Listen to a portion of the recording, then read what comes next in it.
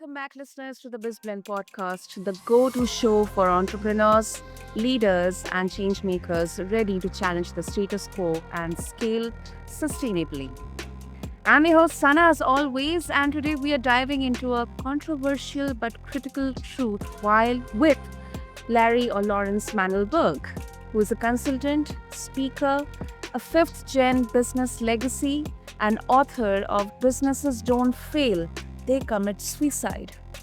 Now, let me share a bit about Larry with all of you. Larry has owned over a dozen businesses, navigated mergers, turnarounds, and startups, and spent 23 years researching why organizations really collapse. Now, spoiler alert, it's not about the market, it's about the decisions leaders make or avoid. Now, we'll unpack the hidden patterns of self inflicted failure, how to survive success, and why leadership accountability is the difference between scaling and sinking. So, with that, let's quickly get into it, listeners. So, Larry, welcome to the show, and it's such an honor to have you with us. Sana, it's a joy to be here. I really appreciate the opportunity to share this information. Oh, that's really great. Okay, Larry, let me just say it. Your book title is really, really bold. I mean, what exactly does business suicide mean? And why do you think it is more accurate than failure? I mean, because normally we see titles with, okay, the 5 reasons for why businesses fail or 5 reasons why startups fail in the first 5 years of their operation. So why suicide? That's a very good question, and there's a very good reason. When you talk about failure, it implies that there was some kind of systemic failure. And when you talk about failure, you could say if they had done this, or if this company had done that, or if the government had done the other thing, then we would not have failed. So it becomes very easy to point the finger elsewhere. Suicide is self-inflicted. So to me, every single business failure is self-inflicted. Let me say that again. Every business failure is self-inflicted. Because of that, I had no way of communicating that sense of self-infliction without using the word suicide. So I can say a little more about that, but I'll stop there. Can you give an example to help with this? I mean, you must have gone through several case studies or rather success stories or examples through get to this conclusion. So, would you like to share one or two maybe with us? Here, I'll share two of them. I'll share a success and a failure. The failure first. There was a very large law firm who had some critical decision making that was time sensitive. And they hired me to come in and help them make the decision. We did this. There was a bunch of people that were very wealthy, and we did it at an offsite location that was somewhat of a vacation spot. And the 3 days of planning was filled with alcohol and entertainment and enjoying themselves.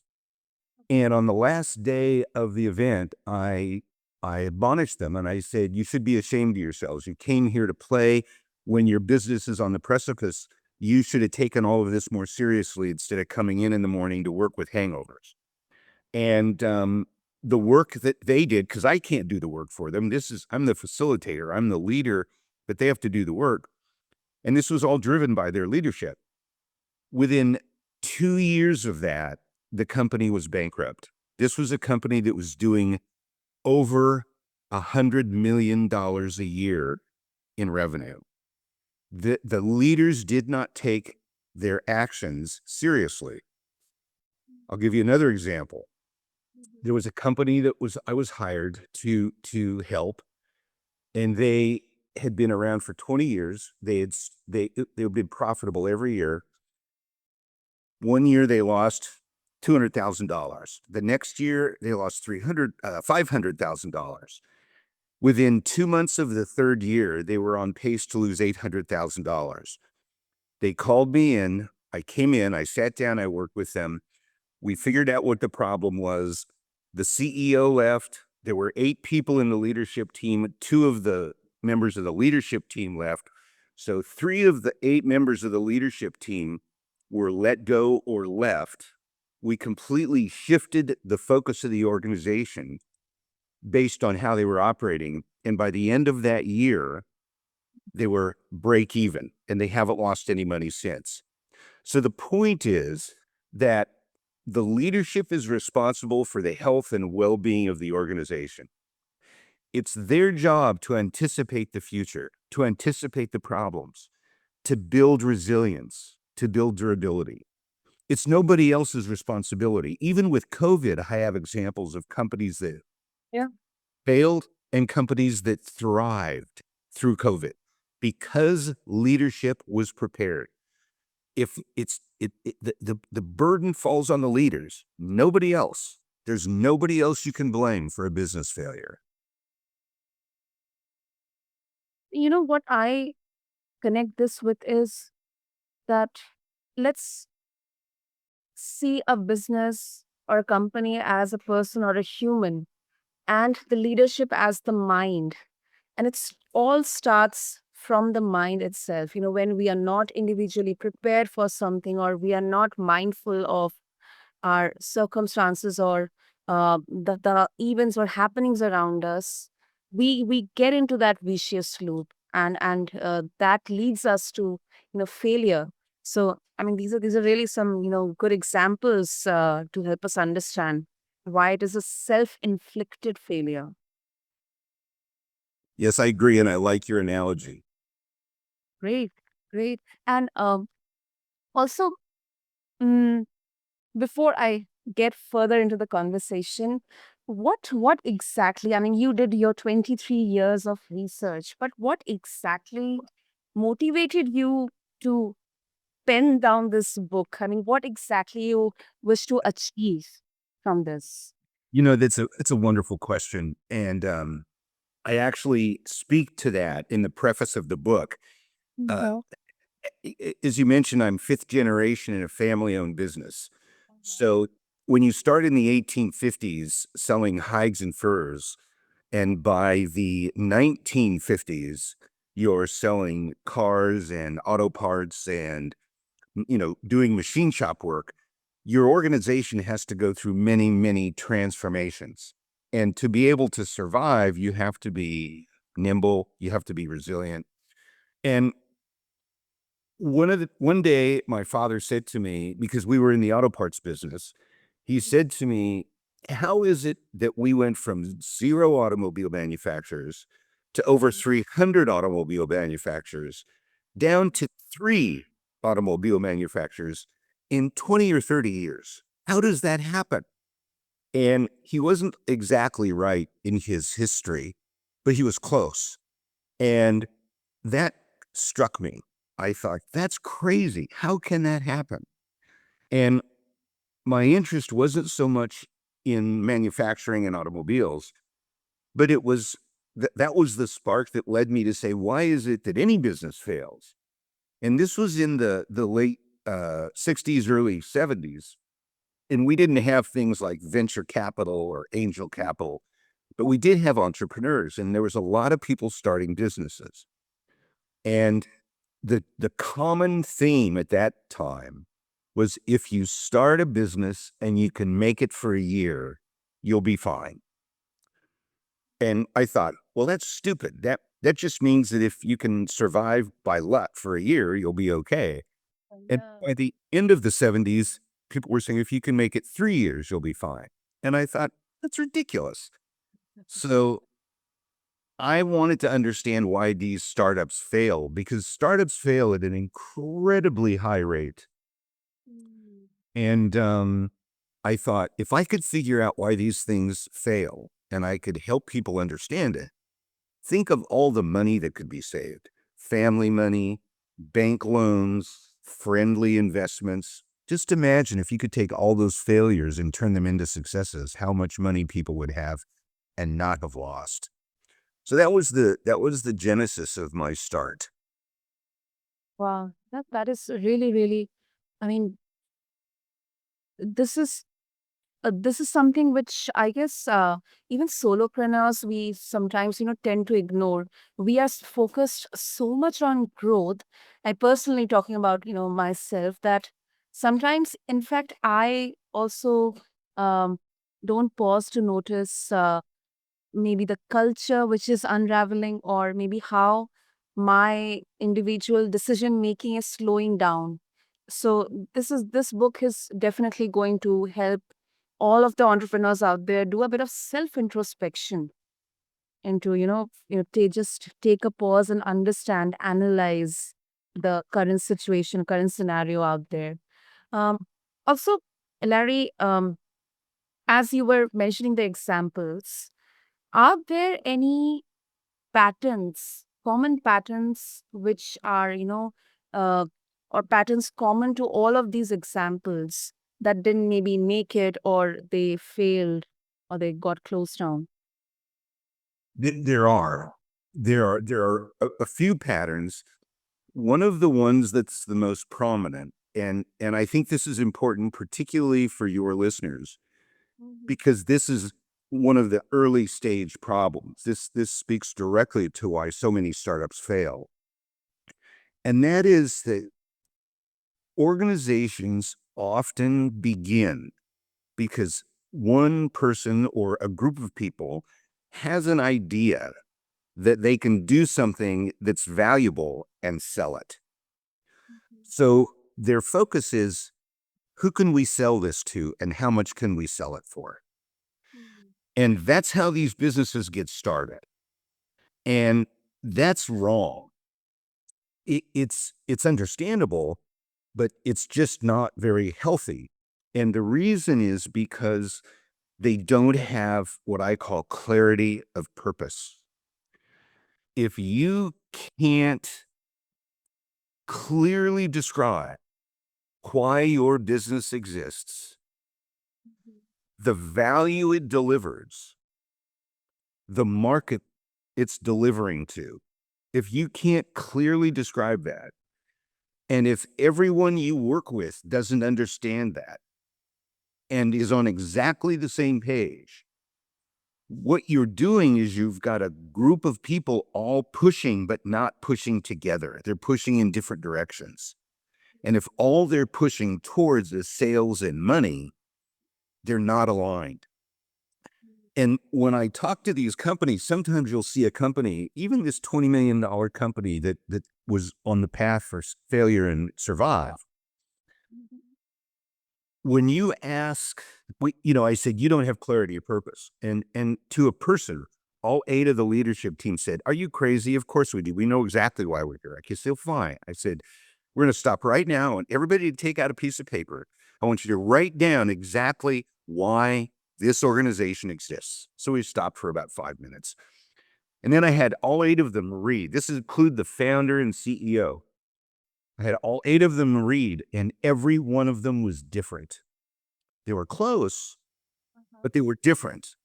They had a little bit of a different focus, a little of a bit of a different emphasis, a little bit of a different target, right? A little bit of a different measure of value and success. And when you have an organization where you have leadership that Mhm. aren't aligned, how can you maximize their efforts? Yeah, yeah. And even for you as a solopreneur, Mhm. if you can't clearly communicate that to your Mhm. market will only be confused about why they should use you. Absolutely. That's the most common problem that exists in business today. Exactly. Exactly. It's like, uh, let's take an example of a salesperson. If you are not relating with the product, I mean, from my experiences, I can definitely say that if I didn't relate to the product or the service, I didn't understand that what problem it is solving, I was not able to pitch that product. In fact, I was not able to understand who the current or the ideal customer is. Who exactly should I pitch the product to? So yeah, Exactly. that's totally right. So let me give you another example, if I may. Yeah, yeah. So I do a lot of work in the area of agriculture, Okay. and I do a lot of work with what are called water districts and reclamation districts. These are the entities that make sure that farmers and growers that need water for crops have the water when they need it. And they make sure that when there's too much water, that they get the water away so they don't get flooded, right? So it's all about water and crops. And when you talk to them, you say, why do you exist? And they say various things like to manage the water, to keep the land from flooding, to make sure that everybody gets a fair amount of their share of water. Say, well, what's the value you'd provide? Well, it's food. I mean, people need food. I said, no, no, no. Why does this, who are you selling to and what is the value you delivering to them? And they really struggle with that. And when you think about it, what the value they're providing, it's not water, it's the ability to farm. They're providing the ability of landowners and growers to farm their land if they want to. Giving them water is part of that, making sure it doesn't flood is part of that, helping the economy and helping nutrition by growing food is part of that. But the consumer here of what they're doing are people who are growing crops. And the value is that they're providing the opportunity to grow crops. And when you get that level of clarity, suddenly every problem, every question, the answer becomes clear. Should we do this or should we do that? Well, will it help the farmer grow their crops? Right? So that's what I mean by clarity of purpose. Hmm. Makes sense. Makes sense. And Larry, also, now let's uh, take this from the current context that often startups, let's say they have that sense of clarity of purpose, they are aligned. But right now, the disruptions are happening at a staggering rate. You know, and we have seen so many examples where companies, corporations or brands, they didn't pivot, they didn't change according to the demand of the market, or maybe something else, and they got completely kind of, they failed, they closed down. So how exactly do you advise to retain that sense of clarity of purpose when companies or startups have to pivot according to the prevailing, uh, uh, trends or maybe requirements of the market? So clarity of purpose, and I speak to this in the second section of the book. There are 3 chapters on this. There are 3 components of clarity of purpose. The first is an internal clarity. The second is an external clarity. And the third is an operational clarity. So the internal clarity is, what are we trying to create here in the long term? At the end of the day, if we're successful, what will that look like? So one of my agricultural clients, their answer was to become the model for sustainable farming. So that was their goal. And that was going to be a decades long pursuit. But the company's purpose internally was to eventually develop the ideal model for sustainable farming. Their external focus had to do with ensuring that the resources necessary to produce quality crops were always there for those people that were growing. That's the external value, right? So it's the value we deliver, who we deliver it to, and the manner in which we deliver it. Then operational, the third component, the operational piece is the culture. How do we want to behave? How do we want to act? What are we going to guide ourselves by? What is going to be okay behavior? What's going to be not okay behavior? Ethical and ethical, not legal, not illegal, but ethical. So if you have that framework of clarity of purpose, internal goal, external goal, operational guidelines. When the world around you changes, you know the value you have to offer. You have to do one of two things. You either have to change the manner in which you deliver the value, or you have to change the market you deliver it to. But you still know your value, you still know your goal, you still know how you're going to operate. And it may seem a little silly to simplify it like that, but that's the way it works. And as an example, if I can, may I give you an example? Please, Larry. So when COVID hit in 2020, Disney Corporation their stock almost collapsed. The Disney Corporation Yep. was so dependent on groups of people coming together in public, right? At their theme parks, at their movie theaters, at their concerts. It literally shut down the entire operation and the stock tanked. Leadership came together, they brainstormed, they identified the value they had, they modified the way they delivered it, they adjusted the target, and they took all their capital, all their product, and they put it online. And they said, we're no longer going to focus on the theme parks and the movie theaters. We're going to focus on digital content and streaming. And that's when Disney started to radically expand its distribution online. And by the end of 2020, they'd stabilized. And in 2021, they were one of the top performing stocks on the market. So that's an example of a company that knew their value and they knew their market. They just had to change the way they delivered it. Does that make sense? Absolutely. It's really a great example, Larry. Yeah. Really. This is hard, but it requires clarity of thought.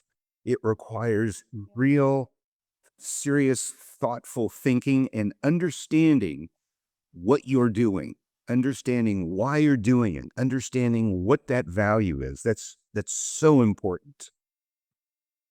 Yep, yep, absolutely. And I loved when you mentioned serious, thoughtful thinking. Serious, Yes. thoughtful thinking. That's really a good phrase. Wow. Okay, and another uh, aspect which I think so many of entrepreneurs they don't talk about, or it's not discussed about, is success often creates a kind of false security. When you mention that, if you are surviving the first year of your inception, then, you are good to go. If you're surviving your first 3 years of operation, you're good to go. But, often it is common that when everything looks great from the outside, inside, we are burning out, or maybe we are saying yes to everything. And the worst part is no one is talking about it.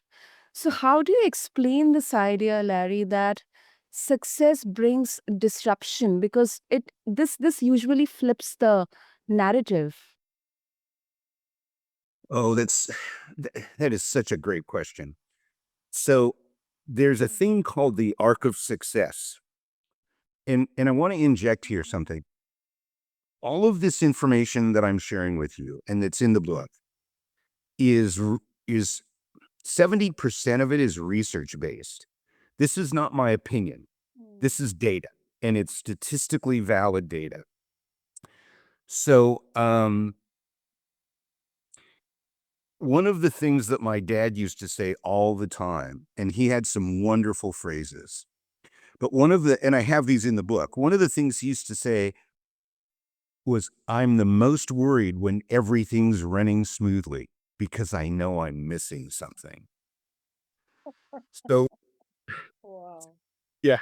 So your question is, how do you deal with that?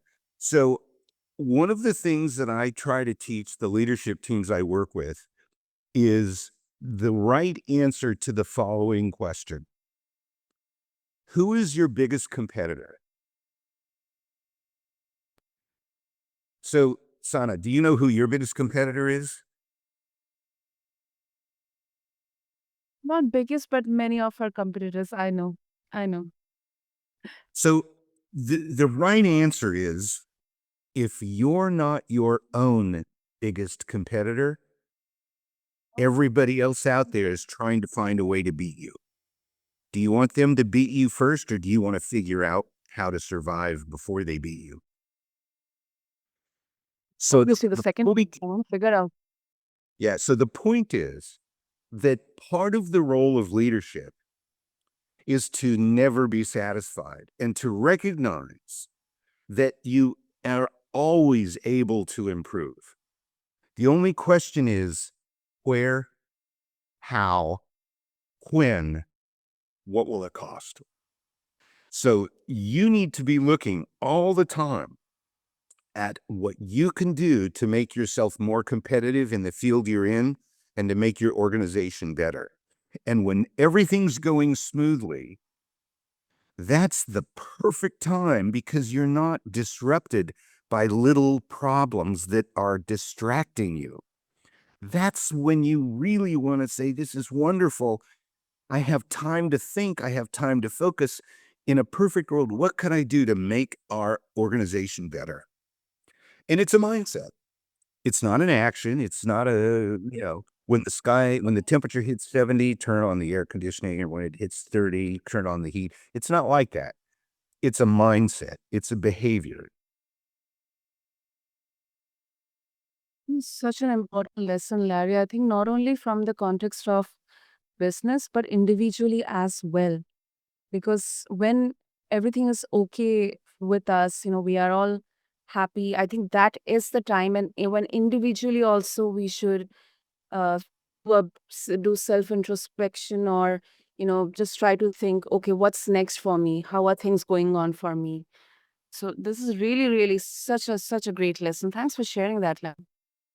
Well, absolutely. And I want to add one more thing. There are people out there that are always negative or naysayers, and they will often respond by saying, so I don't ever get any time to relax and enjoy myself. That's what you're telling me. I have to work all the time. So my answer to them is absolutely not. But what I'm asking you to do is to not be miserable. I'm asking you to enjoy your success and think about how you could make it even better. You don't have to work hard. This is mental. If you don't love what you're doing, you won't enjoy thinking about this. But if you love what you're doing, it's part of you, it's part of your soul, it's part of your heart.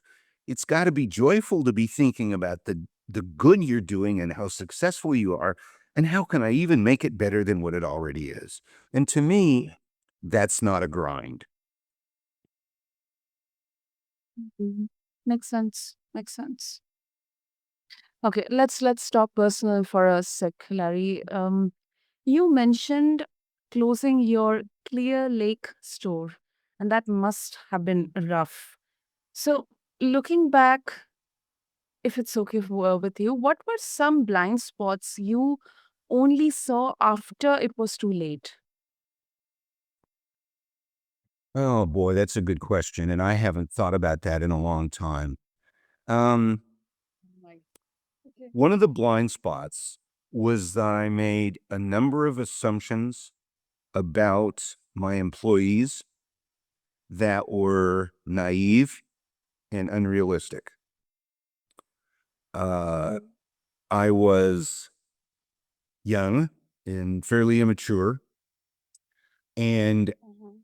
I was difficult to talk to, and I didn't have the communication skills that I needed to be able to interact with everyone in a truly healthy and positive way.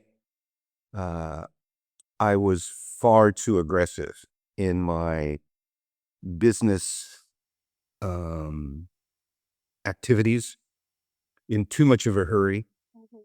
Um, I didn't hold people properly accountable, equally accountable.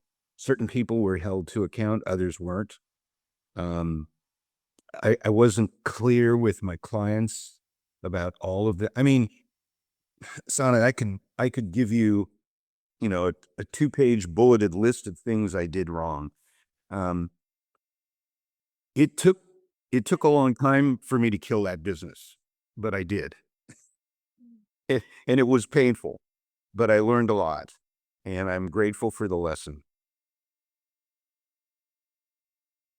This level of honesty is really, really refreshing, Larry, because it definitely brings that human factor to all the aspect. I think because let's admit it that even if you are a good manager or a leader or a CEO, you are a human, and humans they make mistakes, and we learn from our mistakes when we are aware about it, when we are mindful that, yes, I have made this mistake and let me learn from it. Let me take the good lessons and apply them in the further phases of my life. So thank you so much for sharing that. I know it requires a lot of courage and vulnerability at the same time. Well, Sana, let me just share that it's one of the things that's fairly common in my world is for groups of people to say things like, "What are the 3 best days of your life?" And, when a group of new people come together and start developing friendships, and they often talk about things like, "Oh, the day I met my wife," or "the day we had our first child," or, things like that. And that happened to me a few years ago, and, there were 4 of us, and the person asked a question, and I said, "I know my answer, but I'm gonna go last." So the other 3 guys all said their piece, and it was the kind of stuff I mentioned. And then I said that he wanted 5 things, and I said, "Well, I screwed this up, I screwed that up, I screwed this up." All 5 of mine were times when I really, really did stupid things, mistakes. And they all looked at me strange and they said, "Why are those the best days of your life?" And I said, "Because those are the times when people told me what I was doing wrong and I had no idea. And I never would have known had they not pointed it out to me." And those are the days when you learn. Those are the days when you grow. Those are the days when you find out who you really are. And if you really want to be a better person and do a better job, those are invaluable opportunities to get honest feedback about your weaknesses and then do something about them. So I think it's, I'm a firm believer of no mistake is a mistake the first time. It's only a mistake the second time. Yep, yep. That is such a great saying. Wow. Whew, wow. So many golden nuggets to take away from this conversation, listeners. And before we up, Larry, if our listeners would like to connect with you and get a hold of your book as well, how they can do that? So the book is very easy to find. It's all over the internet, Amazon, Barnes and Noble, Apple. You can also go to businessesdon'tfail.com. And there is another website that's fairly common, and that is mandelberg.biz. The problem is that it requires you to remember the spelling of my name. But Businesses Don't Fail is pretty easy. So if you just go businessesdon'tfail.com or go to Amazon and go Businesses Don't Fail, it's very easy to find. Okay. I'll have all the links and details in the show notes. And thank you so much, Larry. I mean, this conversation has been gold. I learned so many, personally, I learned so many things from this conversation. I'm very confident our listeners are taking a lot of takeaways from this. So, probably this one has been one of my best, learning conversations as a podcaster. So, thank you so much for being real, bold, and bringing so much lived wisdom. Thank you so much for your kind words. I really appreciate it, and I'm glad to be able to share. And for all of you listening, I would like to add that business failure isn't just a tragedy, listeners. It is often a choice made by default. So don't let success lull you into stagnation. Don't defend comfort at the cost of clarity. And Larry's book, Businesses Don't Fail, They Commit Suicide, is a must read if you are serious about building something that lasts. With this is your host, Sana, signing off from BizBlend.